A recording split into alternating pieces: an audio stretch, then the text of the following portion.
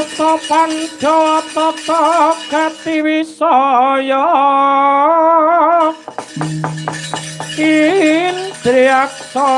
Tara Maruta Wong Bawana Katna Margana Pancataru lan warahayang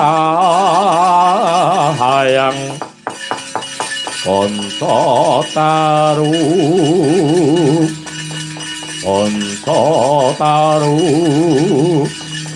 wisikan magulingan lili hemo Patlata kanca patro mandek mandek yo le yo nang yo Gus tatakoni marang ngaku sapa jenengmu ndi omahmu marang ngaku yo le yo nang yo Gus Buto idumu kading caliprat pulah mboko ya manuk branjangan nyambrawaleg tambuh marang panjenengan ingsun balik dongkondi pratika marang aku Waraseksa wah trata lumangsa sira basane satriya iki najan putra dudu mletek saka kayu watungguri sangka tawang gantungan Setyaka lintring maya kang dadi aran kurajan kowe sapa Gus Panengah Pandura Raden Janaka Kumbang pengali-ali wibaji sang anaga paran sedamu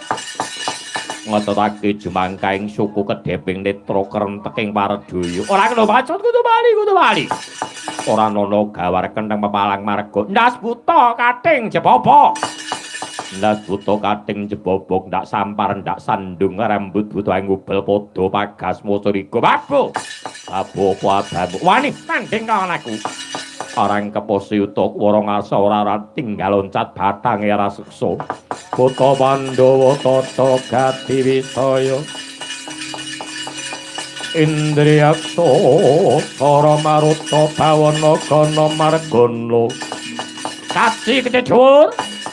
Labuk sireng buta mangsa wancik-ancik bocahing aldoko